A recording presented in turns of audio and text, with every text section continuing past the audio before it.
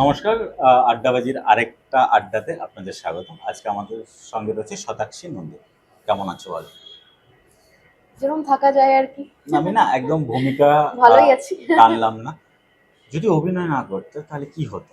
অন্য কিছু করতাম, কিছু তো একটা করতাম সার্ভাইভ করার জন্য। হুম।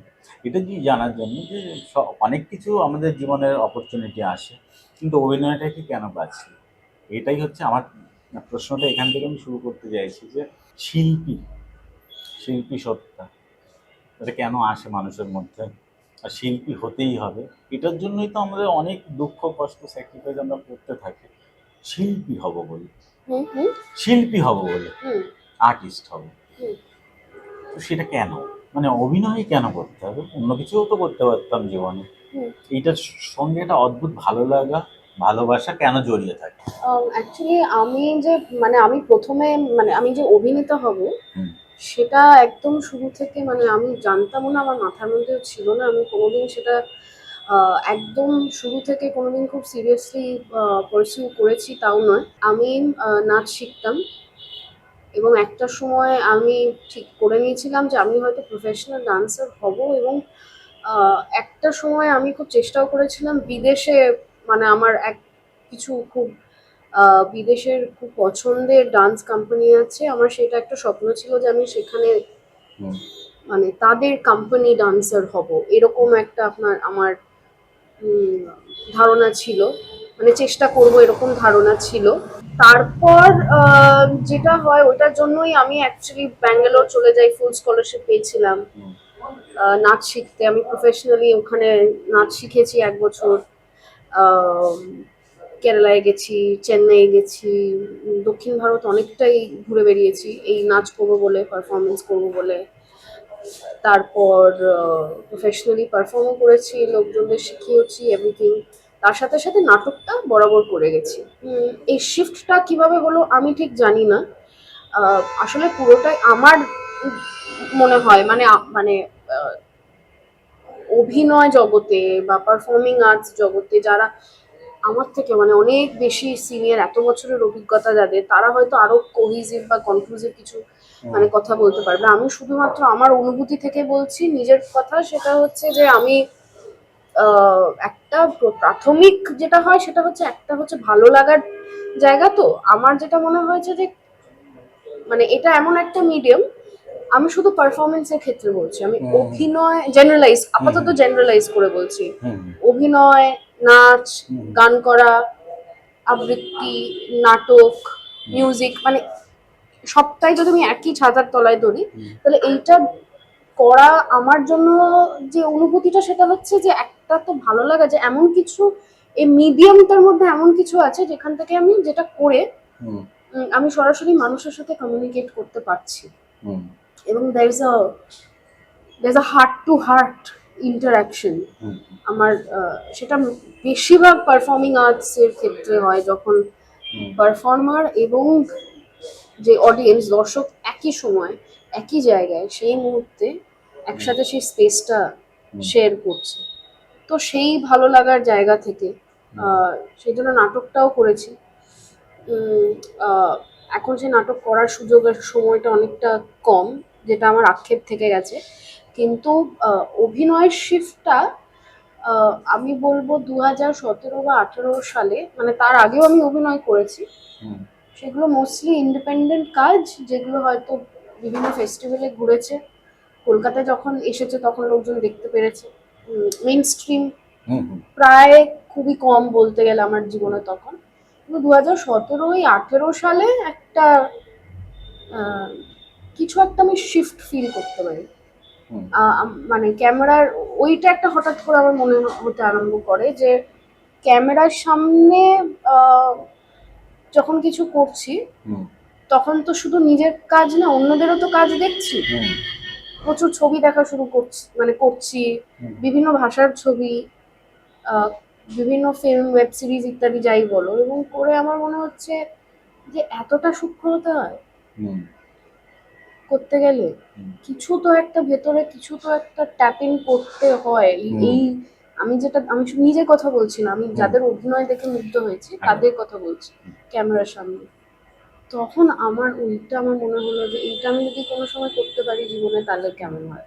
শিল্পীরা একটু প্রোগ্রেসিভ হবে, এইটা সত্যি সত্যি এই শিল্প চর্চা করলে মানুষের মধ্যে আসে, বা তুমি কি সেই ট্রানজাকশনটা ফিল করেছো যে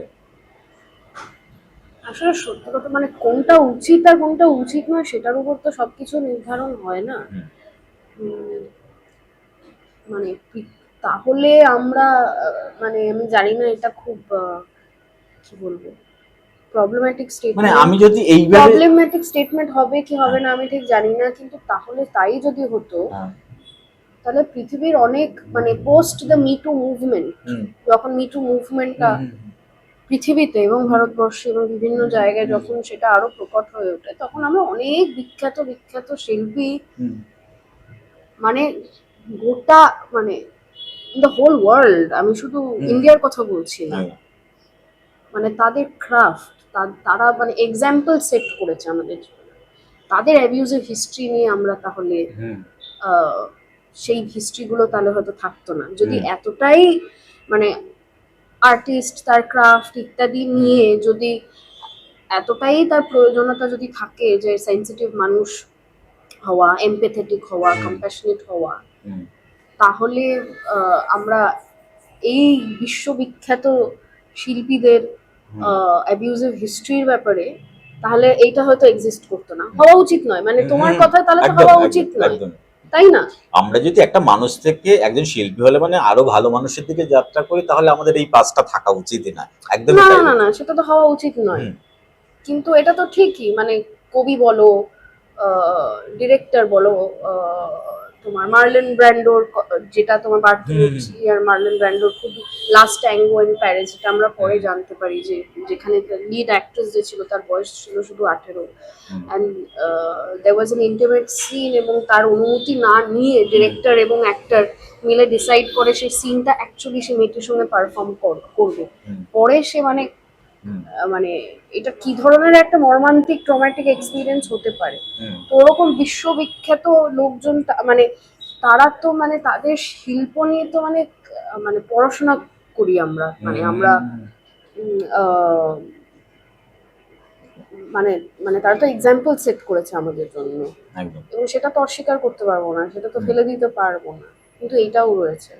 ফলে সত্যি আমি সত্যি কথা বলতে গেলে আজকালকার সময় এখনকার সময় দাঁড়িয়ে আমি তো দ্বন্দ্বে হুম, রয়েছি যে হুম, সত্যি ভালো শিল্পী হওয়ার জন্য খুব ভালো মানুষ হওয়া প্রয়োজন, কারণ হুম, আমি ঠিক জানি না, আমি তো মনে করি যে ইন জেনারেল ভালো মানুষ হওয়া হুম, খুব প্রয়োজন, হুম, কিন্তু ভালো শিল্পী মানে ভালো আর্ট প্রডিউস করার জন্য বা হুম, ক্রিয়েট করার জন্য কি ভালো মানে সেইটা যে ভালো মানুষ হওয়া মানে সেটা কি কোরিলেটেড, মানে তাহলে যদি তাই হতো হুম, তাহলে সেটা তো হুম, এই ইতিহাসগুলো আমাদের থাকতো না এই তাহলে। ইতিহাসগুলো তো তাহলে তো এক্সিস্ট করার কথা নয়, হুম, কিন্তু তো করে। হুম, দুটো কথা শুনি।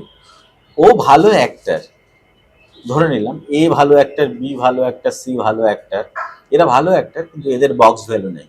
এদের বক্স ভ্যালু ভালো, আছে। যেটা ছবির ক্ষেত্রে দেখা যায়। এ তো ভালো অ্যাক্টার, মানে আমি একটা এক্সাম্পল বলতে পারি, মানে শান্তিলাল, শান্তিদাকে বলছে শান্তিদা ভালো অ্যাক্টার, কিন্তু শান্তিদার বক্স ভ্যালু নেই। তো তুমি আজ শিল্পী হিসেবে একটা মানুষের মধ্যে কি কেমিস্ট্রি থাকলে সেটা বক্স ভ্যালু হয়, তুমি কি সেটা নিজে আবিষ্কার করতে পেরেছো? মা, এই কথাগুলো তো নিশ্চয়ই তুমি শুনেছো যে শতাক্ষী নন্দী ভালো অ্যাক্ট্রেস, কিন্তু ওর অত বক্স ভ্যালু নেই। ওকে ছবিতে নিলেও ভালো অ্যাক্টিং করে দেবে, কিন্তু হচ্ছে কি ভালো দামে ছবিটা বিক্রি হবে না। নিশ্চয়ই এই কথাগুলো বাজারে চলে, হয়তো তোমার সামনে তোমার নামে বলে না, কিন্তু অন্য নামে তো নিশ্চয়ই বলে। এই সত্যি জিনিসটা কিভাবে ওয়ার্ক করে, তুমি কখনো ভেবে দেখেছো?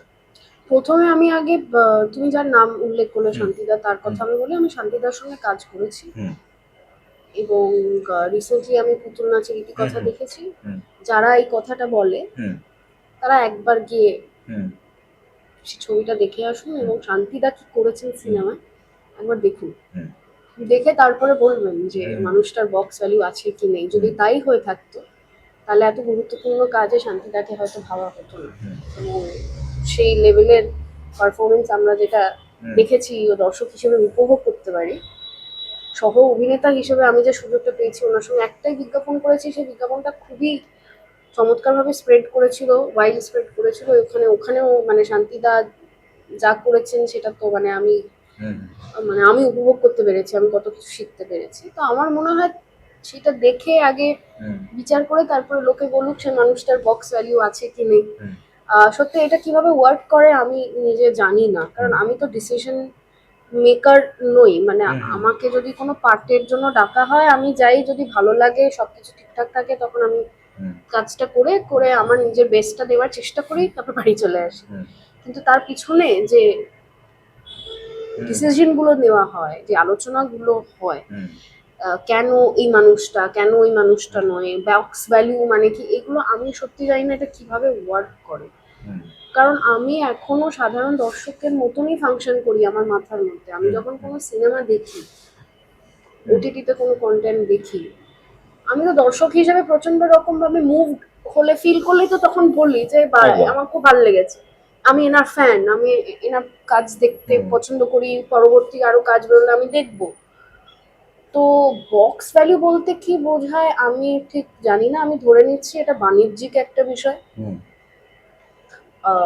কারোর মুখ দেখে প্রচুর লোকজন এসে মানে প্রচুর লোকজন টিকিট কেটে সিনেমা মানে দেখবে, সেখানে একটা একটা বিজনেস তৈরি হবে, একটা কমার্শিয়াল অ্যাসপেক্টে মানে সাকসেস হবে, এবং সেখানে হয়তো সেই ইন্ডাস্ট্রিতে বা ফ্রেটার্নিটিতে আরো টাকা ঢুকলে তখন ফ্রেটার্নিটিটা থ্রাইভ করতে পারবে। মানে ইকোনমিক্যালি আমি সেটাই ধরে নিচ্ছি। কিন্তু এটাও ঠিক যে তাহলে তো সলমান খানের যে লাস্ট ছবি সুলতান, তার তো চলা উচিত ছিল, তো চলেনি, বিগ ফ্লপ হয়েছে। তো আমার ধারণা মানে দর্শক তাদের তাদের আন্ডারস্ট্যান্ডিং অফ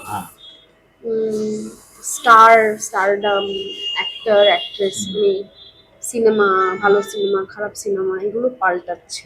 আমার মনে হয় সেটাকে আমাদের কনসিডার করা উচিত। এবং আরেক কথা বলে যে সুলতান ওয়ার্ক করেনি, কিন্তু পাঠান অ্যান্ড জওয়ান অদ্ভুত মানে মানুষের সাথে এমন কানেক্ট হয়েছে সাংঘাতিক ভাবে। তো তাহলে ওইটাও যে ফেস একটা ফেস ভ্যালু হিসেবে আমি ধরে নিচ্ছি, সেটার সঙ্গে বক্স ভ্যালুর একটা কানেকশন আছে।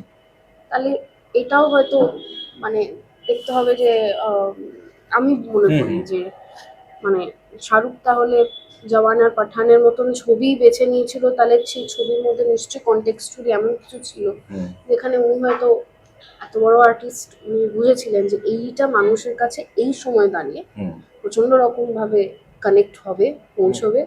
তাই জন্য হয়তো তিনি নিজেকে ওই ছবিতে ইনভেস্ট করেছেন এবং ওয়ার্ক করেছেন।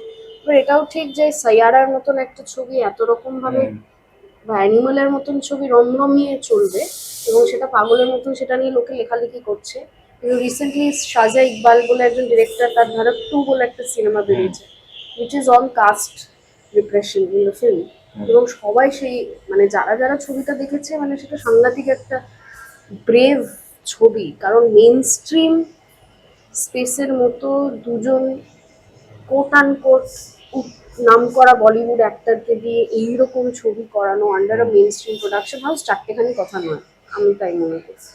এবং সেটা মানে কোনো রকম ভাবে মানে ফ্লাওয়ারি ভাবে রেপ্রেজেন্ট করা না, যেটা যেরকম বাস্তবে সামাজিক ভাবে সেটাকেই সেরকম ভাবে তুলে ধরার চেষ্টা উনি করেছেন, সেটাও ওয়ার্ক করছে। কিন্তু বক্স ভ্যালি আমার মনে হয় আপেক্ষিক, মানে depending from film to film I guess.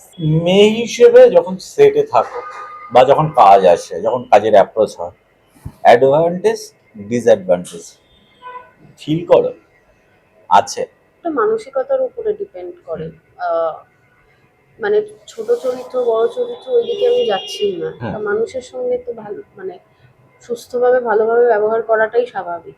তো সেখানে তুমি প্রচন্ড বড় চরিত্র তোমার থাকুক বা ছোট চরিত্র থাকুক, যাই তো এরকম প্রচুর আপ্যায়ন আমি ফিল করেছি। বিভিন্ন সেটে খুব আন্তরিকভাবে কাজ হয়েছে, এবং অভিনেতা হিসেবে যদি কোনো নিজের প্রশ্ন থাকে, প্রচন্ড রকম ভাবে যদি ইনভলভ হয়ে কাজ করার চেষ্টা করি, সেটাকে খুব সুন্দরভাবে গ্রহণ করা হয়েছে, খুব ইনক্লুডেড ফিল করেছি।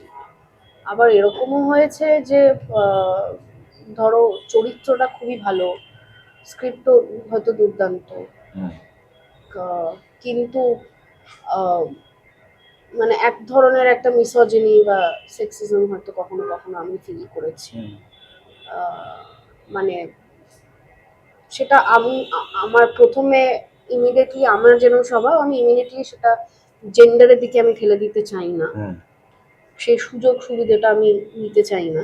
হুম কিন্তু আস্তে আস্তে আমি বুঝতে পেরেছি, যখন আমি তুলনা করে দেখছি যে অন্য হুম আদার পুরুষরা যখন সেটে রয়েছে তারা কিভাবে, তাদের কথাবার্তা কিরকম ভাবে রিসিভ করা হচ্ছে, আর আমার যদি কোনো প্রশ্ন থাকে, আমি যদি আমার ভাবনা চিন্তার জায়গা থেকে হুম সেটা নিয়ে যদি খুব আহ, আহ, মানে মানে আমি আমার ব্যক্তিত্ব নিয়ে যদি খুব শিওর থাকি, সেইটাকে নিয়ে সেইটা খুব ভালোভাবে হয়তো নেওয়া হচ্ছে না, বা হুম আহ, এরকম আমাকে ফিল করানো হচ্ছে যে তুমি মানে বেশি কথা তোমার বলার হুম দরকার নেই, বেশি ভাবারও দরকার নেই, যা কাজ করছো করে বাড়ি চলে যাও, মানে হুম এইরকম একটা ট্রিটমেন্ট হুম যেটা অন্যরা হয়তো পাচ্ছে না, হুম জেনারেলাইজড নয়। তো যেটা আমাদের সেরকম ফিল হুম আমি ফিল করেছি। তো আমার মনে হয় এটা মানসিকতা, কেউ যদি হুম খুব সেক্সিস্ট মিসোজিনিস্ট হয় সেরকমই ব্যবহার করবে। কারণ এটা তো আমাদের মধ্যে অনেক দিন ধরে রয়ে গেছে যে আমি যদি কোনো একটা মহিলা বা মেয়ে এই বসের আন্ডারে কাজ করি, আমার ভিতরে একটা ইগো, মেল ইগো একটা কাজ করে যে আমাকে কি করে অর্ডার দিচ্ছে। আমার বড় হয়ে ওঠার প্রসেসে, আমার সামাজিক প্রসেসের মধ্যেই তো এটা রয়েছে আমাদের মধ্যে। মেয়েরা একটু কম বলবে, ঠিক আছে ভাই যেটা বলছি সেটুকু শুধু করে দাও। এটা অদ্ভুতভাবে আমাদের মধ্যে একটা কাজ করে। এটা তো অনেক দিনের প্র্যাকটিসের পরে আস্তে আস্তে আমাদের মধ্য থেকে যাবে, এবং সেটা নিয়ে আমাদের বারবার বারবার কথাও বলতে হবে। যদি আমরা কথা না বলি আমাদের মধ্যে থেকে কখনো এটা যাবে না। 6 বছরের ভাইপো ল্যাংটো ভাবে ঘুরে বেড়াতে পারে, কিন্তু আমি 3 বছরের আমার ভাইজিকে একটা প্যান্ট পরিয়ে রাখতে হবে, একটা জামা পরিয়ে রাখতে হবে। শুধু তাই নয়, সে কিভাবে হাঁটবে, হ্যাঁ কিভাবে হ্যাঁ বসবে, বস- কতটা খাবার খাবে, হুম কতটা খেলবে, হুম হ্যাঁ, এবং অদ্ভুত। কিভাবে কথা বলবে, সবটাই মানে এটা হ্যাঁ এই কন্ডিশনিংটা আমরা সবাই হ্যাঁ আমাদেরকে। কোনো ছেলে যদি এমন একটা রং পরে হুম which is very কি বলবো ফ্লারি, হুম very vibrant, হুম very pink, হুম অন্যরকম, হুম হ্যাঁ, সেইটা নিয়ে তাকে টিটকিরি নিশ্চয়ই কোনো না কোনো সময় হুম শুনতে হয়েছে। হুম আমরা মেয়েরা জিন্স শার্ট, হুম বেল বটন বেল্ট পরে আমরা রাস্তায় বেরোলে কেউ কিছু বলে না, কিন্তু তুমি যদি দেখো একটা ছেলে যদি আজ মানে সে হুম মনে করে সে স্কার্ট পরে হুম রাস্তায় বেরোবে, ইমিডিয়েটলি তার সেক্সুয়ালিটি, তার হুম উম, তার জেন্ডার আইডেন্টিটি, তার ম্যাসকুলিনিটি সবকিছু নিয়ে হুম প্রশ্ন করা হবে। তো দুদিক দিয়েই এটা হুম। একটা খুবই গোলমেলে ব্যাপার। এবং অদ্ভুতভাবে মেয়েলি এই জিনিসটাকে আমরা অ্যাজ এ গার্ল হিসেবেই ধরে নেই আর কি। এটা সেলিব্রেট করা উচিত আমাদের জীবনে, না? হুম হুম আমাদের প্রত্যেকের জীবনে মহিলার একটা পার্ট রয়েছে। মা, পিসি, কাকিমা, জেঠিমা, গার্লফ্রেন্ড, বউ, যাই যা যে যে ফর্মেই দেখি না কেন সবারই একটা জায়গা রয়েছে। তো একটা ছেলে যদি ছেলেকে একটু মানে ওই ধরনের আমরা যে কালারগুলো মেয়েদের জন্য আইডেন্টিফাই করে রেখেছি সেই ধরনের হলে ওই মেয়েলি, ওই তো মেয়ে টাইপের। হুম হুম হুম এই যে ফেমিনিন। হ্যাঁ, এইটাকে আমরা বড্ড মানে মেয়েলি বিষয়টাকে সেলিব্রেট না করে আমরা গার্ল হিসেবে ধরি।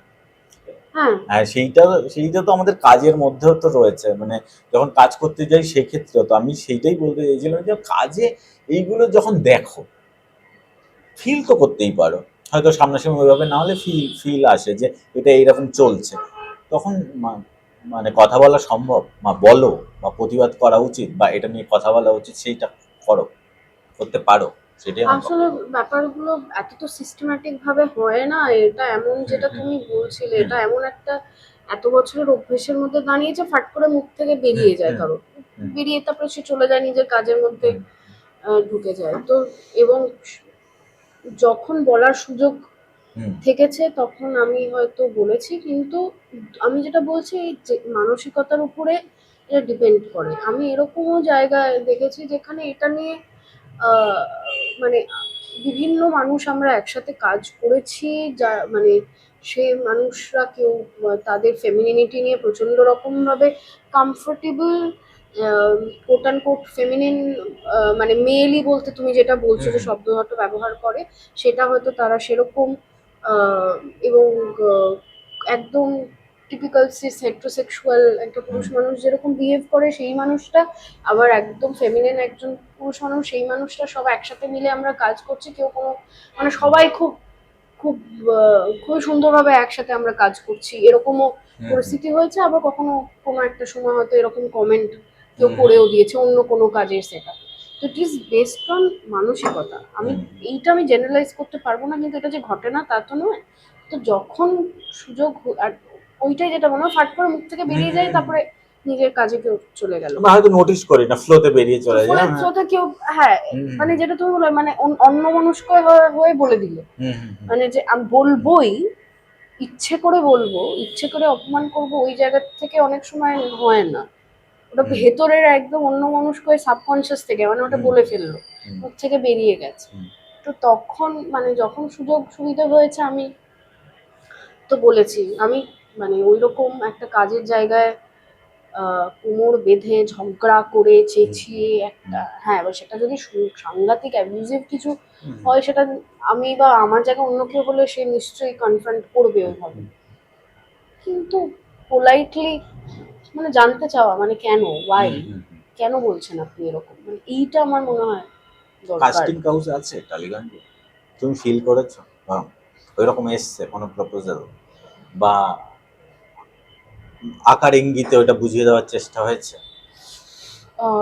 সত্যি কথা বলতে গেলে এটা যে হয় না বা এক্সিস্ট করে না আমি সেটা বলতে পারবো না, মানে এটা বোকা বোকা হবে, আমি এইটা অস্বীকার করাটা খুবই বোকা বোকা। এটা সবাই জানে যে আহ, এই ইন্ডাস্ট্রিতে, সব কর্মক্ষেত্রে একটা মহিলার পুরুষদের ক্ষেত্রে আই এম গেসিং হয়, এটা একটা ক্ষমতার ব্যাপার, যে আহ, মানে যে একটু উপরে পোস্টে বা উপরের ক্ষমতায় আছে, কেউ যদি নতুন থাকে তাকে সুযোগ দেওয়ার জন্য তার সেক্সুয়ালিটিটাকেও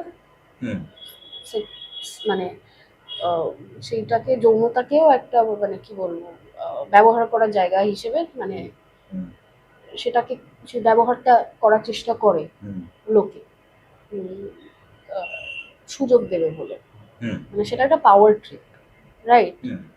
তো আমার মনে হয় যে আমাকে ডিরেক্টলি কোনোদিন এরকম প্রস্তাব আমার কাছে আসেনি ফর্চুনেটলি, কিন্তু অন্য আমরা তো খবরের কাগজ পড়ি, বিভিন্ন খবর তো শুনি পড়ি, এরকম তো বিভিন্ন জায়গা থেকে কানাঘুষো আমরা তো শুনতে পারি যে এরকম ডিরেক্টলি হয়তো বলেছে বা ইঙ্গিত করা হয়েছে। আমাকে ডিরেক্টলি কোনোদিন বলা হয়নি, কিন্তু কখনো কখনো এটা তো সব আমার মনে হয় অনেক অভিনেত্রীদের ক্ষেত্রে হয়, আমার সাথে হয়েছে যে একটা ইনডিরেক্ট, মানে যেটা আমি বলছি সবসময় গোধাভাবে হয় না, গোদাভাবে হয় না, মানে খুবই সাটল, খুবই ইঙ্গিতপূর্ণ আর কি, মানে ইঙ্গিতপূর্ণ, একটু গা ঘেঁষা। কারণ যারা এইটাকে এক্সপ্লয়েট করতে চায় আমাদের বুঝে নিতে হবে যে তারাও খুব বুদ্ধিমান, তারা এমন ভাবে এটা তো একটা সিস্টেম্যাটিক ভাবে চলে অনেক সময়, তারা এমন ভাবে সেটাকে করার চেষ্টা করবে যাতে ওরাও পার পেয়ে যেতে পারে। তো খুবই ইঙ্গিতপূর্ণ, কারণ যদি হ্যাঁতে হ্যাঁ হয়ে যায় তাহলে তো তারা কোনো রকম ভাবেই দোষারোপ হবে না। তো একটু গা ঘেঁষানি, একটু কথাবার্তার মধ্যে তাকানো চাউনি, মানে এইগুলো খুব ছোট ছোট জিনিস।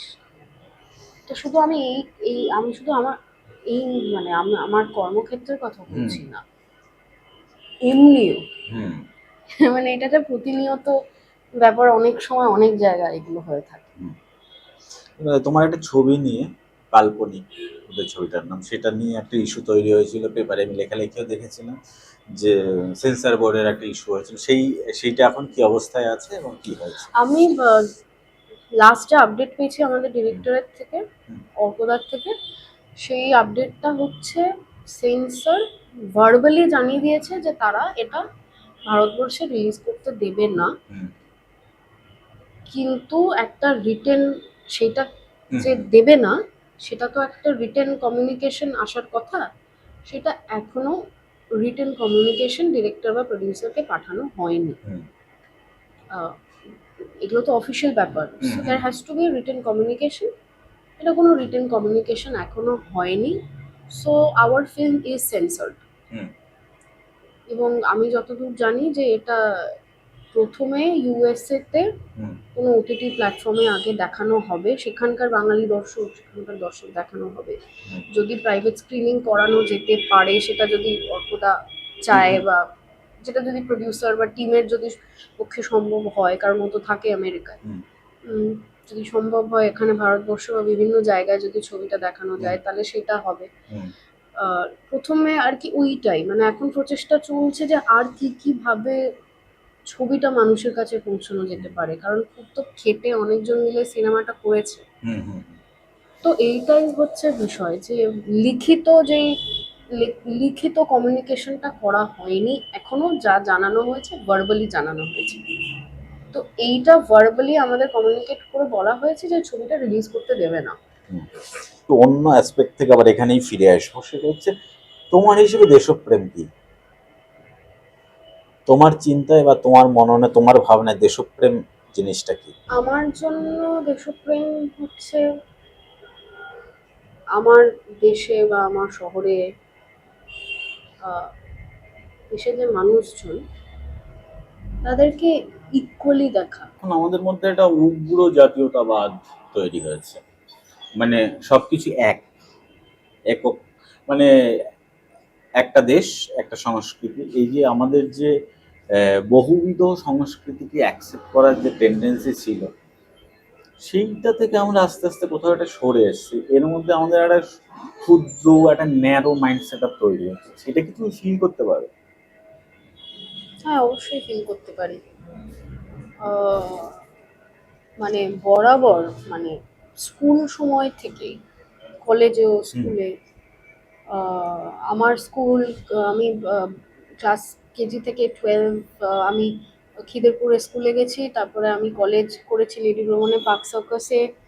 তারপরে নাটক বলো, নাচ বলো, অভিনয় বলো, হুম। সেটা মানে স্কুল, মানে একদম সময় থেকে তো প্রচুর বন্ধু বান্ধব, আমরা বিভিন্ন ব্যাকগ্রাউন্ডের, হুম। মানে ইকোনমিক্যালি বিভিন্ন ব্যাকগ্রাউন্ডের মানুষজন, আহ, মানে ধর্মের দিক দিয়ে। ধর্মেরও বিভিন্ন ধরনের, বিভিন্ন মানে সব দিক দিয়ে আমরা বিভিন্ন ডাইভার্স মানুষজন হুম। একসাথে বড় হয়েছি। তো সেইখানে মাথার মধ্যে কোনোদিন এটাও আসেনি যে আমরা ডাইভার্স, চলো আমরা হুম। একসাথে হুম। থাকছি, মানে খুবই স্বাভাবিক তো এইটা।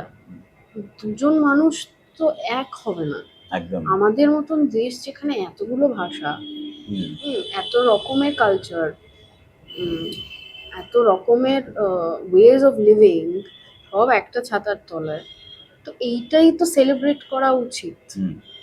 তো হ্যাঁ, ডেফিনেটলি এক ধরনের কি বলবো, মানে এখন সেকুলারিজম শব্দটাই এখন অনেকে, মানে যারা এই ফান্ডামেন্টালিজমটাকে বিশ্বাস করে, হুম। তারা এটা নিয়ে তো খুব মজা করে, কিন্তু আমার তো মজার কিছুই মনে হয় না। হুম। এটাই তো স্বাভাবিক।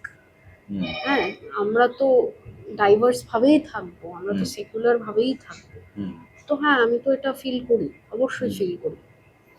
আরেকটা যেটা জিনিস হচ্ছে কি, এখন আমাদের নিউ নর্মাল কিছু জিনিস হয়েছে যে আমি আমার মানে আগে হয়তো এটা লুকিয়ে করতাম, হুম। এখন ভেরি ওপেন হয়ে এটা আমাদের সামনে এসছে।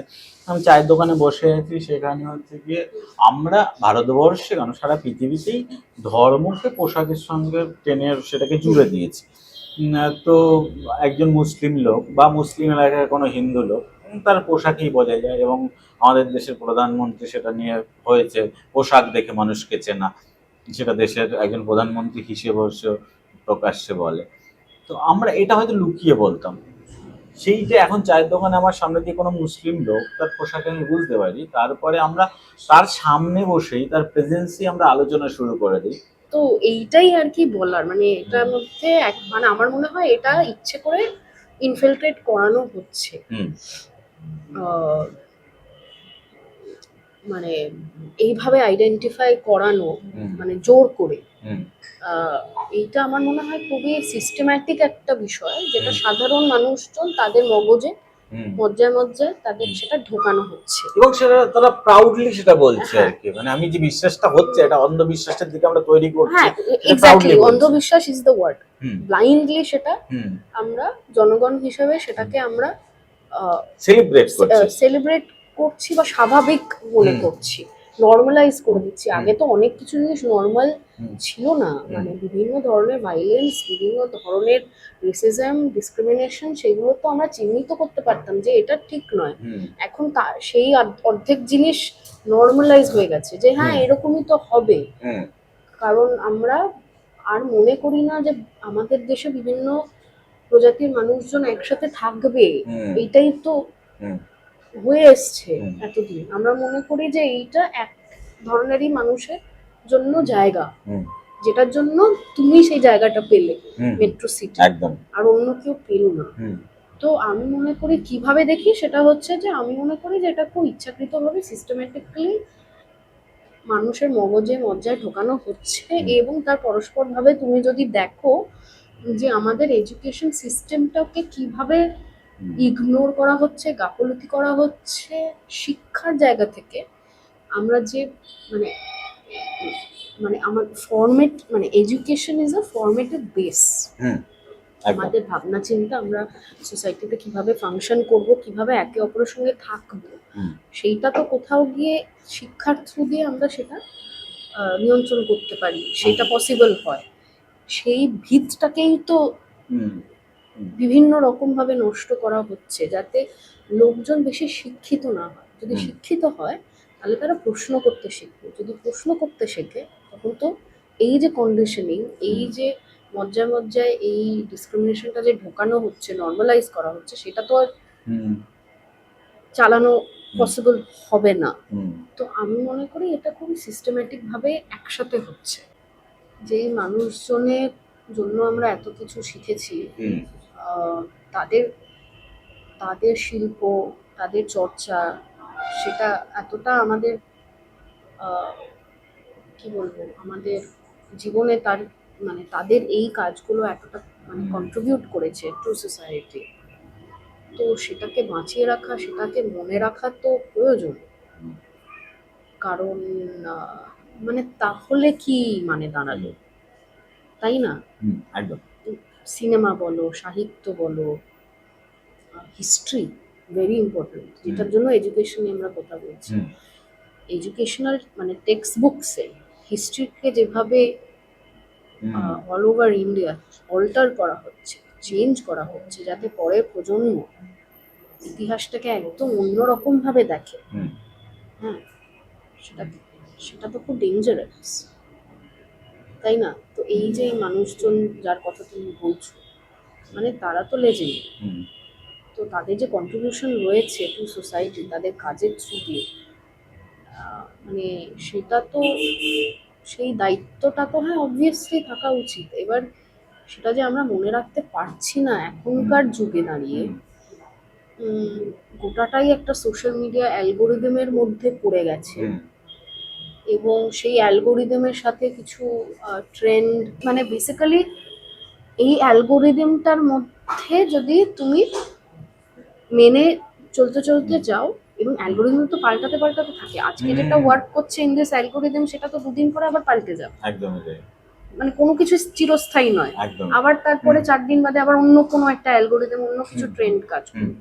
সবটাই তো ওইভাবে ওই রেলেভেন্স, যেটা আমরা বলার চেষ্টা করছি, মানে এই যে লেজেন্ডের কথা তুমি বলছো, তাদের রেলেভেন্স তো হচ্ছে এভারগ্রিন। কিন্তু এখনকার সময় আমরা রেলেভেন্সকে আমরা অন্যরকম ভাবে দেখছি। গোটাটাই একটা সোশ্যাল মিডিয়া অ্যালগোরিদম, সবকিছু একটা অ্যালগোরিদম, একটা ট্রেন্ড, ভার্চুয়াল, রাইট? তো সেইটার সঙ্গে মানে মানে সেটার সঙ্গে চলতে চলতে সেইটার সঙ্গে তাল দিয়ে দিয়ে চললে তখন আমরা রেলেভেন্ট থাকতে পারছি, আমরা ভিজিবল থাকতে পারছি, না হলে আমরা পারছি না। ফলে তাই জন্য এই যে এভারগ্রিন মানুষজন, তাদের রেলেভেন্সটা আমরা পরের প্রজন্মের জন্য আমরা বাঁচিয়ে রাখতে পারছি না, কারণ আমরা এই ধরনের অ্যালগোরিদমিক রেলেভেন্সকে আমরা বেশি প্রাধান্য দিচ্ছি। তো এটা একটা পার্সপেক্টিভের তো গন্ডগোল তো রয়েছে। তো ইট ইজ ভেরি স্যাড যে আমরা পরের প্রজন্মকে এটা আহ, মনে করাতে পারছি না। এবার একটা জিনিস, এবং মানে সেটাকে ধরে রাখার তাহলে দায়িত্ব হচ্ছে আমাদের ইন্ডিভিজুয়ালি, আমাদের সেটা আহ, মানে বারবার কথা পয়েন্ট বলতে আউট হবে। বারবার পয়েন্ট আউট করে বলতে হবে। আসলে আমার যেটা মনে হয় সেটা হচ্ছে যে আমি যদি ইতিহাস না জানি আজকে কোথায় দাঁড়িয়েছি, বর্তমান কোথায়, আবার ভবিষ্যতে আমাকে কোথায় যেতে হবে, এই ইতিহাসটা যদি না থাকে তাহলে তো আমি জানতে পারবো না কোথায় ছিলাম, কোথায় আছি এবং কোথায় আমাদের যেতে হবে। এটার জন্য ইতিহাসকে মনে রাখা বা ইতিহাসকে ফিল করাটা খুব ইম্পর্টেন্ট। আমাদের প্র্যাকটিসের কোনো দাম নেই, আমাদের চর্চার কোনো দাম নেই, সেইগুলো হচ্ছে সেটা কি বুঝতে পারছিস, এটা নিয়ে আমরা কেউ কথা বলছি না। যদি চলে তার মানে আমার পাশের বাড়ি যে মেয়েটা 14 ঘন্টা হারমোনিয়াম বাজিয়ে প্র্যাকটিস করছে, সেই মেয়েটা তো ভাবছে তাহলে আমার গান কেউ শুনছে না। হুম। তাহলে তার কাছে আমরা কি মেসেজ দিচ্ছি? তার কাছে মেসেজ দিচ্ছি এটাই যে তুমি যা খুশি করো ভাই, তোমাকে অ্যালগরিদমে ফিট হতে হবে, তোমাকে কিছু একটা করতে হবে। ফলে সে প্রথম জামা কাপড় পরে করছে, কেউ দেখছে না, তারপরে জামা কাপড় খুলে করছে। বিষয়টা তো সেটা, আমরা যে প্র্যাকটিসটাও করছি ওই তো সেই যে প্র্যাকটিসটার অ্যালগোরিদম। মধ্যে এটা যাচ্ছে যে তুমি ভাই শিখো না, ফাটকা কোনো কিছু করে তোমাকে ফেমাস হয়ে যেতে হবে, তোমার প্র্যাকটিসের কোনো দাম নেই, তোমার সাধনার কোনো দাম নেই, তোমার পড়াশোনার কোনো দাম নেই। আমরা কি সেই দিকে যাচ্ছি? হ্যাঁ, তাই তো দাঁড়াচ্ছে। মানে আমি তো আবার আরেকটা কথাও বলবো, যে ধরে না রানু মণ্ডলের কথা হুম বললে, হুম বা যে ভদ্রলোক কাঁচা বাদাম হুম। গিয়েছিলেন হ্যাঁ, ট্রেনে। ভুবন বাদ্যকর। হ্যাঁ, তাকে নিয়ে তাকে ওই রকম পোশাক পরে সাজিয়ে সাম্প্রে সেলসে গান গাওয়ানো, হুম হুম মানে হুম। ওইরকম পাবে গিয়ে গান গাওয়ানো ইত্যাদি, এইগুলো যেগুলো হচ্ছে, তোমার কি মনে হয় যে এদের জীবন ক্ষতি হচ্ছে না? কারণ অডিয়েন্সের একটা কিকের জন্য, হুম হ্যাঁ, মানুষজনের একটা কিকের জন্য, এক ধরনের একটা ট্রেন্ড তৈরি করার জন্য তাদেরকে মানে মাথায় তুলে হই হই করা হচ্ছে। তারপরে তাদের কি হলো? হুম তারপর তাদের কি হলো? তারা তো আর স্বাভাবিকভাবে যে যাপনটা ওরা করতো, রোজগার হুম করতো, সেটা তো গিয়ে আর রাস্তায় নেমে তারা করতে পারছে না। হুম কারণ তখন তো লোকে তাদেরকে ছেঁকে ধরছে। হুম সেই দায় দায়িত্বটা কে নেবে? হুম তাই না? হুম মানে সেটার জন্য আজকে যদি তাদের মানসিক অবস্থা খারাপ হয়ে যায়, তারা যদি দিনে দুবার খেতে না পায়, কারণ অদ্ভুত একটা কি বলবো এনভায়রনমেন্ট তাদের জন্য তৈরি করে দেওয়া হয়েছে, একটা ফলস আশা, ফলস নাচানাচি তাদেরকে নিয়ে, হ্যাঁ, যেটা চিরস্থায়ী নয়। কারণ এনারা তো গিয়ে বড় বড় লেভেলে হুম হুম গান করবে না, কাজ করবে না, কেউ করবেই না। করবে। একটা আনন্দ, হুম হুম অল্প সময় আনন্দের জন্য, মানুষজনের ফুর্তির জন্য তাদেরকে এইভাবে ব্যবহার করা হয়েছে, তাদেরকে এরকম করে হাইলাইট করা হয়েছে, সেটা তো কিছুক্ষণের জন্য। এবং আমাদের তারপরে তাদের কি হবে সেই দায়িত্বটা কে নেবে? হুম সেটা কারোর কোনো মাথা ব্যথা নেই। এবং এবং একটা একটা একটা মানে ইয়ং এজের লোকদের আমরা এই মেসেজটাও দিচ্ছি, ভাই তুমি হঠাৎ করে একদিন হয়ে যেতে পারে, তোমার প্র্যাকটিস করার দরকার নেই, তোমাকে ভালো ভালো কাজ করার এই ইচ্ছেটা দরকার নেই, প্র্যাকটিসের কোনো মূল্য নেই, এইটা তো আমরা শেখাচ্ছি হ্যাঁ, আলটিমেট, এই মেসেজটা তো দিচ্ছি। হ্যাঁ, হ্যাঁ, অবশ্যই এটা এই মেসেজটা দিচ্ছে, মানে এবং সেটা তো হয়ে আসছে, হ্যাঁ। যেটার জন্য আমরা, মানে এটা নিয়ে এত কথা হয় যে ফলোয়ার দেখে কাস্টিং করা, বা হুম হুম কে কতটা ভাইরাল হুম সেটা দেখে কাস্টিং করা। তো এরকম তো বহু অভিনেতা অভিনেত্রীরা রয়েছে যারা ছোটবেলা থেকে হয়তো থিয়েটার করছে, হুম বা সত্যি খুব রকমভাবে অনেক বছর ধরে চেষ্টা করছে, অনুশীলন দিয়ে, তাদের নিজস্ব প্র্যাকটিস দিয়ে, যাতে আরো ভালোভাবে তারা পারফর্ম করতে পারে, হুম কিন্তু সুযোগটা তৈরি হচ্ছে না এই কারণগুলোর জন্য। So it is always a systematic problem. Hmm এবং তুমি যেটা বললে এটা একদমই ঠিক। তাহলে আমরা পরের প্রজন্মকে, আমরা বা হুম এখনো আমরা একটা বার্তা দিচ্ছি যে মানে যে কোনো হুম পারফরমেন্স, হুম সেটা গান বলো, নাচ বলো, অভিনয় বলো, থিয়েটার বলো, ডিরেকশন বলো, যাই বলো, হুম সেটার জন্য কোনো রকমের কোনো আন্ডারস্ট্যান্ডিং এর দরকার নেই, এক্সপিরিয়েন্সের দরকার নেই। মানে এই অ্যালগোরিদম, হুম হুম এই ট্রেন্ড এইরকম ভাবে ফাট করে মাশরুমের হুম মতন হুম আহ, একবার জনপ্রিয়তা পেয়ে গেলেই তাহলে তুমি করে ফেললে।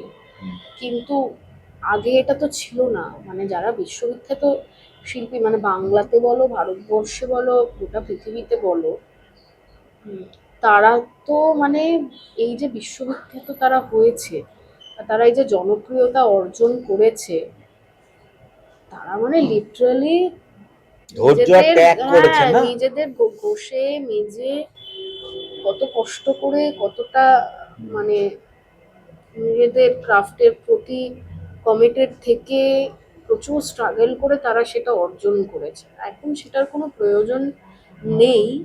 এই মেসেজটা আমরা বারবার দিচ্ছি এই না। মেসেজটা তো দিয়ে মানে দিচ্ছি হুম। আমরা। এবং আরেকটা ডেঞ্জারাস বিষয় হচ্ছে, আমার মনে হয় এটাকে নর্মালাইজ করে দেওয়া হয়েছে। এইটাই স্বাভাবিক, মানে কোনটা সত্যি হুম। আর কোনটা মিথ্যে, মানে এই ব্যাপারটাই গুলিয়ে যাচ্ছে। হুম।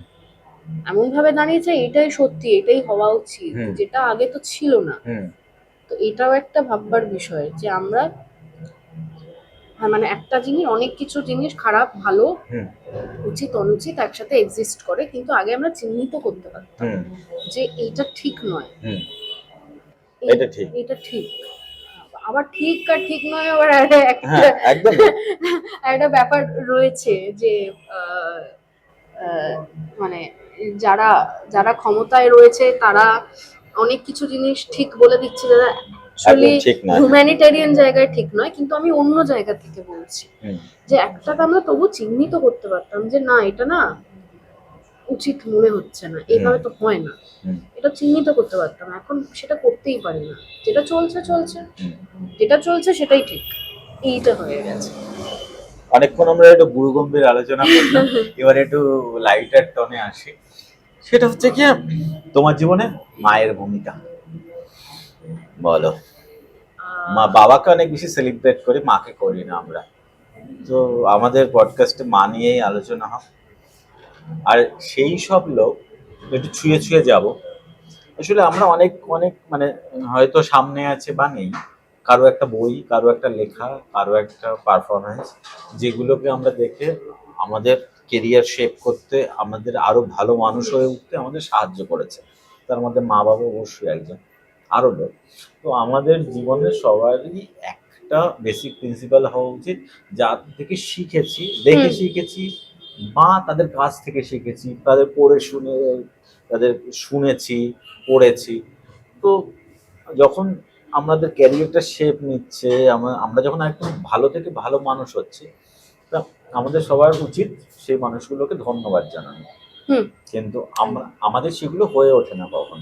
হুম। তো এই আগামী 10-15 মিনিট সেই লোকগুলো মা, এবং কোন মানুষগুলো তোমাকে আরো ভালো মানুষ হতে, তোমার অ্যাক্টিং কেরিয়ারে ভালো অভিনেত্রী হতে সাহায্য করবে, তাদের ধন্যবাদ দিয়ে বিষয়টাকে আমরা শেষ করব। একদম। মায়ের ভূমিকা মানে এটাকে কিছু শব্দের মধ্যে বলা তো মুশকিল। আমি জানি না আমি কতটা স্বতঃস্ফূর্তভাবে আমার মায়ের রোল আমার জীবনে আমি কটা মিনিটের মধ্যে বলতে পারবো, কিন্তু আহ, এইটুকু মানে এইটা হচ্ছে সব থেকে বড় সত্যি আমার জীবনে, হুম। যে আমার মা আমার জীবনে না থাকলে, মানে আমার মা, আমার মা ছিল বলেই আমি জন্মেছি, এবং আমার মায়ের যা স্যাক্রিফাইস, যা কন্ট্রিবিউশন থেকেছে আনকন্ডিশনালি ভাবে, অনেক কিছু, মানে যে যা যা করেছে আমার মা আমাকে বড় করার জন্য, এবং যে স্যাক্রিফাইসগুলো করেছে তার বিনিময়ে আমি অনেক কিছু দিতে পারিনি, হয়তো এখনো পারিনি। আশা করছি যদি আমি নিজের পায়ে সেইভাবে দাঁড়াতে পারি তাহলে আমি সেটা দিতে পারবো। তো সেই কন্ট্রিবিউশন, সেই স্যাক্রিফাইস, সেই ভূমিকাটা মায়ের রয়েছে বলেই আমি এখনো অভিনেতা হিসেবে টিকে থাকতে পারছি। আমি এই প্রফেশন বলো, আমার জীবনে অনেক লাইফ চয়েসেস, কাজের ক্ষেত্রে বলো বা এমনি পার্সোনালি বলো, আমি নিতে পেরেছি কারণ আমি জানি যে আমার মা আমার সাথে রয়েছে। এইটা তো আমরা অনেকে পাই না জীবনে। আমার মা খুব দুর্দান্ত থিয়েটার অ্যাক্ট্রেস ছিলেন এবং বহু বছর নাচ করেছেন। সেই রকম ভাবে যেটা হয়ে থাকে, মানে মানে মা ধানবাদে বড় হয়েছে, তো একটা টাউনে বড় হয়েছে, এসে তারপরে 24-25 বছর বয়সে যখন আহ, দাদু রিটায়ার করে তখন তারা কলকাতায় আসে। 5 ভাই বোনের মধ্যে একজন আমার মা।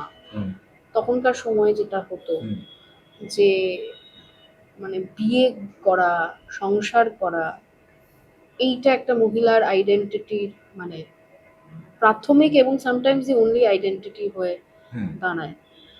সে প্রচন্ড গুণী হলেও হুম, তাকে হয়তো অনেক খেটে নাচ শেখানো হয়, গান শেখানো হয়, সে গুণগুলো সে অর্জন করে, কিন্তু হুম, তারপরে সেটা যে ওর ক্যারিয়ার হয়ে যেতে পারে এবং তার ফার্স্ট অ্যান্ড ফরমোস্ট আইডেন্টিটি হতে পারে, হুম, সেই প্রিভিলেজটা মানে অনেক সময় দেওয়া হয় না বা পায় না। তো আহ, ফলে আমার মা সেরকম বড় স্পেসে প্রফেশনালি নিজের দক্ষতাগুলো কোনোদিন প্রদর্শন করার জায়গা পায়নি। হুম, কিন্তু আমি মনে করি যে আমার মা ওই গুণগুলো ছিল এবং সেইটা কোথাও গিয়ে একটু হলেও আমার দিকে ট্রান্সফার হয়েছে এবং হুম। সেটাকে আমি আরো আহ, আরো ঘষে মেজে আরো আরো। ঘষে মেজার চেষ্টা করছি। হুম, তো গোটাটাই আমার মায়ের জন্য। আমার মা হচ্ছে আমার সব থেকে বড় ফ্যাসিলিটেটর আমার জীবনে। হুম, আহ, এবং আহ, অনেক সময় যেটা হয়েছে মানে আমার আমার মা আমাকে একা হাতে বিভিন্ন সময়, আমার বাবা মারা গেছেন যখন আমার 20 বছর বয়স, মানে 13-14 বছর আগে। হুম, মাই ফাদার পাস্ট অ্যাওয়ে। হুম, তো এই 13 বছর এবং তার আগেও আমার মা অনেক সময় একা হাতে আমাকে মানুষ করেছে। তো মাঝে মধ্যে আমি আমার মাকে সিঙ্গেল প্যারেন্ট হিসেবেও আমি হুম, দেখে ফেলি, যদিও বা আমার বাবা যে আমায় কম ভালোবাসতেন তা একদমই নয়, হুম, কিন্তু অ্যাজ আ প্যারেন্ট আমার মায়ের ওই ভূমিকাটা হুম, রয়েছে। আমার শুধু এইটুকু মায়ের জন্য বা মাঝে মধ্যে সেই আক্ষেপটা থেকে যা মনে হয় যে আমার মায়ের প্রাথমিক আইডেন্টিটি আমার মা হিসেবে না থেকে হুম। যদি তার যে তার যে নিজের যে প্রতিভা ছিল। না তার যে নিজের স্বপ্নগুলো ছিল, হুম, সেটা অ্যাক্টর হতে পারতো, ডান্সার হতে পারতো, মানে সেগুলো তো আমি জানি, হুম, সেটা যদি গোটা দুনিয়া যদি সমাজ যদি সেইভাবে যদি নিজের হুম, কে সেইভাবে যদি মা প্রাথমিকভাবে আইডেন্টিফাই করতে পারতো, সেইটা যদি মায়ের প্রাথমিক আইডেন্টিটি হতো, হুম, তাহলে আমার থেকে বেশি খুশি আর কেউ হতো না। হুম, তো হ্যাঁ, আমার মনে হয় যে আমার মা ওইভাবে আহ, মানে আমার মা এক্সিস্ট করে বলেই আমি করি, এইটুকুই বলতে পারি। হয়তো আমরা সামনাসামনি দেখিনি, কিন্তু তাদের পড়া পড়ে, তাদের গল্প শুনে আমাদের আরেকটু ভালো মানুষ হওয়ার একটা ভিতরে ইচ্ছে বা খিদে তৈরি হয়েছে। সেরকম যে দুই একটা মানুষ নিয়ে আমরা কথা বলতে পারি। আহ, অনেক এরকম মানুষ হ্যাঁ, রয়েছে। আহ, আমি একজনের কথা স্পেসিফিক্যালি বলবো, কিন্তু তার আগে আমি যেটা বলতে চাই সেটা হচ্ছে 2014 থেকে 19 হুম, আমি অ্যাকচুয়ালি না, 2012, 2011-12 থেকে 2019 মানে কোভিডের আগে অবধি আমার প্রচুর ভারতবর্ষের মধ্যে নাটক করার জন্য, পারফর্ম করার জন্য আমি প্রচুর ঘুরে ঘুরে আমার দেশের বিভিন্ন কোণা, বাংলার বিভিন্ন জায়গায় আমি দেখার সুযোগ পেয়েছি এই মানুষগুলোর জন্য। হুম, আমি অনেক টিচার পেয়েছি আমার জীবনে। আহ, কেউ আমাকে পার্কো শিখিয়েছে, কেউ হয়তো আমাকে জিমন্যাস্টিক্স শিখিয়েছে, কেউ নাচ শিখিয়েছে, কেউ নাটক শিখিয়েছে, কেউ কারোর সঙ্গে নাটক করেছি, কেউ খুব জটিল সময় পাশে দাঁড়িয়ে হয়তো একটা খাবার কিনে দিয়ে দিয়েছে। হুম, মানে ছোট ছোট জিনিস, মানে সবসময় সবকিছু খুব প্রকট এবং বড় হতে হবে হুম, তা তো নয়, মানে তার ইম্পর্টেন্স হুম, থাকার জন্য কারোর জীবনে। হুম, তো আমি এটাই বলবো, সেই প্রত্যেকটি মানুষ এর প্রতি আমার মানে তারা যদি না থাকতো বা তাদের সাথে যদি আমি কি বলবো স্পেস শেয়ার করার যদি জায়গা না পেতাম, হুম, এবং তারা যে সবাই খুব বিখ্যাত তাও নয়, কিন্তু তারা যদি মানে সেই টিচারগুলো, সেই শিক্ষক শিক্ষিকারা আমার জীবনে যদি না থাকতো, হুম, তাহলে তো আমি অনেক কিছুই শিখতে পারতাম না। তো এর মধ্যে একজন আছেন অঙ্কুর রায়চৌধুরী বলে। আহ, তিনি নাটক করেন, তিনি নিজের মতন করে ইন্ডিপেন্ডেন্টলি নাটক করছেন বহু বছর ধরে। তার ওই রকম টিপিক্যালি প্রোসেনিয়ামে, হ্যাঁ, প্রচন্ড ল্যাভিশ ভাবে মানে সেটা চাইলে উনি করতেই পারেন, কারণ আমার ধারণা is just incredible, is amazing. কিন্তু এটা ওনার চয়েস। উনি প্রচন্ড আন্ডারগ্রাউন্ড ভাবে একদম ইন্টেরিয়ারে বিভিন্ন ভারতবর্ষে এবং বাংলার বিভিন্ন জায়গায় গিয়ে গিয়ে নাটক করা, এটাই উনি বেছে নিয়েছেন, এটা উনি করবেন এবং করেন। এবং অনেকদিন অঙ্কুরদার সঙ্গে কথাও হয় না, কিন্তু মানে খুব ইচ্ছে করে যে একবার ফোনটা তুলে ফোন করি বা কথা বলি। মাঝে মধ্যে হাই হ্যালো একটা মেসেজে আমাদের হয়, খুব রেয়ারলি। তো অঙ্কুরদা একটা না, মানে অঙ্কুরদা এবং আরেকজন আছেন বর্তিকাদি, এবং আরো কয়েকজন মিলে আমরা 12-13 জন মিলে প্রায় 2 বছর আমরা একটা নাটক নিয়ে ভারতবর্ষের বিভিন্ন কোনায় ট্রাভেল করে করে নাটক করেছি।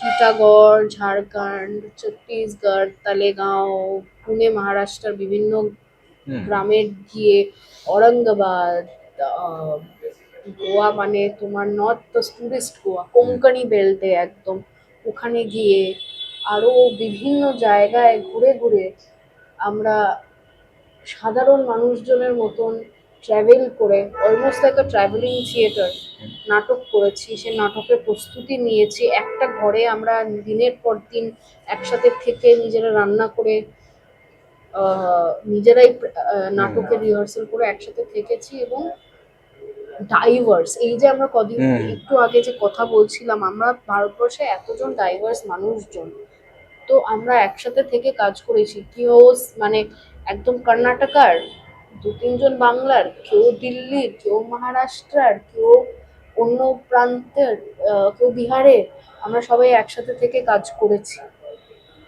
এবং ভারতবর্ষ এভাবে ট্রাভেল করেছি। আমি সত্যি আমার দেশকে ওইভাবে দেখতে পেতাম না যদি না অঙ্কুরদা আমাকে নিজের দলে ইনক্লুড করতো, এবং সেই নাটকটা আমি যদি না, সেই নাটকের এক্সপিরিয়েন্স যদি আমি না করতে পারতাম। এখনো আমি যখন অভিনয় করতে যাই অনায়াসে, কারণ ওটা এমনভাবে একটা ভিতরে আমার, মানে আমার বেসের মতো বলা যায়, এখনো ওনার শেখা অনেক কিছু জিনিস চলে আসে আমার কাজের মধ্যে, মানে যেটা হয় না যে ট্রেনিং এর মতো। তো আমি ওনার কাছে খুবই গ্রেটফুল। আমি মোটামুটি যে ধরনের প্রশ্ন করব বা তোমার সঙ্গে আলোচনা করব সেগুলো একটা ছক করে বসেছিলাম, সেইগুলো আমি মোটামুটি করে ফেলতে পেরেছি। আজকের আলোচনাটা এখানেই শেষ করছি। আমার যেটা বক্তব্য, সব মানুষকে বক্তব্য, সেটা হচ্ছে যে আপনার চেয়ে আলাদা দেখতে এমন লোক মানে আপনার মতাদর্শে বা আপনার ভাবনায় ফিট হতে হবে এমন কিছু নয়। শুনুন, আপনার চেয়ে অন্য ভাবনা রাখে সেই রকম লোকজনকে আমাদের শোনা উচিত। শুধুমাত্র অ্যালগোরিদম আর খুব চটজলদি সাকসেস এরকম জিনিসের পিছনে না ছুটে একটু ডেপথ নিয়ে কথাবার্তা বলি, আমরা বলার চেষ্টা করি। হয়তো এই যে কনভারসেশনটা হলো এটার মধ্যে আপনি অনেক ক্যাচ লাইন পাবেন না, কিন্তু এই আলোচনাটার মধ্যে অনেক এলোমেলো আলোচনার মধ্যেও আপনি জীবন খুঁজে পাবেন, আপনি ভাবনা খুঁজে পাবেন। আমরা তো রোজকার রোজ একটা জার্নির মধ্য দিয়ে চলি, যেখানে আমরা কালকে যেটা ছিলাম সেটাকে ফেলে আজকে আর একটু ভালো হতে পারি। ভালো হওয়ার এই জার্নিতে আমরা যাতে সবাই পাশাপাশি থাকতে পারি, এবং সেই লোকগুলোকে, মানে বিশেষ করে বাবা মা বা যার কাছ থেকে আমরা শিখেছি, সেই লোকগুলোকে একটু দাঁড়িয়ে শোনা, একটু তাদের বোঝা। কারণ এই সময়টা চলে গেলে আপনি আর সময়টা পাবেন না, তখন আফসোস করা ছাড়া আমাদের জীবনে আর কিছু থাকবে না যে শুনলে ভালো হতো। তো ওই রিগ্রেটটা যেন মনের মধ্যে না আসে। দাঁড়িয়ে শুনুন, ব্যস্ততা থাকবে, জীবন জীবিকার সব কিছুই থাকবে, দাঁড়িয়ে শুনুন, একটু বোঝার চেষ্টা করুন, মিষ্টি হেসে রেসপন্স করার চেষ্টা করুন। আপনার সাধ্যের মধ্যে থাকলে সেটা সমাধান করুন, না হলে পাশে থাকার বার্তা দিন। ভালো থাকবেন, দেখা হবে নতুন কোনো আড্ডায়, নতুন কোনো অতিথির সঙ্গে। আর এই আলোচনায় যেসব কোশ্চেন আপনাদের মনে হবে আপনারা পাঠাবেন, আমরা আবার অন্য একটা দিন বসবো, আবার নতুন কিছু কথা আলোচনা করবো। নমস্কার, ভালো থাকবেন।